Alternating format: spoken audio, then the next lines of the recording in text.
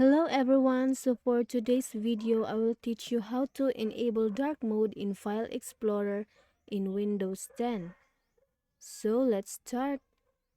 For our first step, let us click on the Windows panel. Then click on our settings. Then let's choose personalization, which is the background, lock screen and colors are under in it.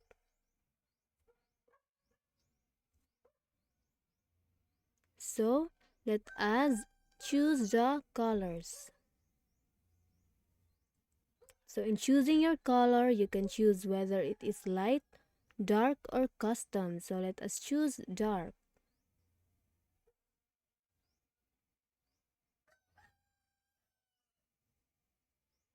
Okay, so as you can see, the whole panel turns black as well as our taskbar. So let us look on our File Explorer whether the dark mode is enabled.